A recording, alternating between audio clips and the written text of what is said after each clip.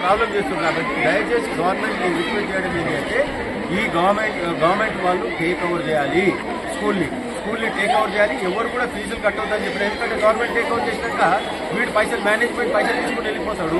కాబట్టి school parents అందరినీ కూడా దయచేసి ఎవరు కూడా ఫీజు కట్టొద్దు. ఏదైనా ఉంటే కూడా నేను గవర్నమెంట్తో నేను మాట్లాడతా, డిఓతో మాట్లాడతా. మీ సర్టిఫికేట్స్ అన్నీ కూడా మీకు ఏం బాగలేదు, మీరు పోయి కూడా క్లెయిమ్ చేసుకొని తీసుకోవచ్చు డిఓ దగ్గర. కాబట్టి దయచేసి ఇంత డిస్ప్యూట్ ఉన్న స్కూల్లో మీరు దీనికి పర్మిషన్ లేని స్కూల్లో మీరు ఫీజు కట్టకండి. మీరు దీన్ని గవర్నమెంట్కి హ్యాండ్ ఓవర్ చేద్దాం. కాబట్టి ధైర్యంగా అందరు మీరు ధైర్యంగా ఉండండి స్టూడెంట్స్. ఫస్ట్ ఆఫ్ ఆల్ ఒక పేరెంట్స్ తోటి మాట్లాడండి, ఏం చెప్తాడో వినండి. ఒక్కసారి చెప్పండి నువ్వు ఏం చెప్తావు.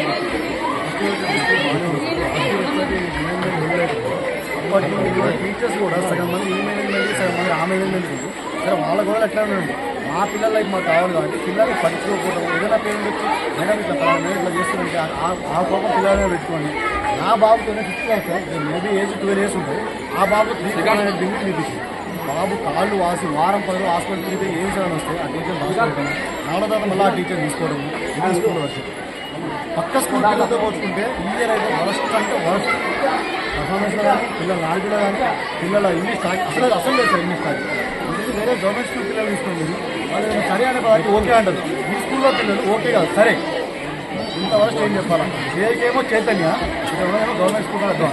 నేను బోర్డు గవర్నమెంట్ స్కూల్ పిల్లలు చూసినా వాళ్ళకి చూసాక ఎందుకు తీసుకుని దొరుకుతున్నా నాకు బుద్ధి లేదా అదే నాకు సంపాదన ఎక్కువైనా నాకే సిగ్గు వరకు తీసుకున్నాను.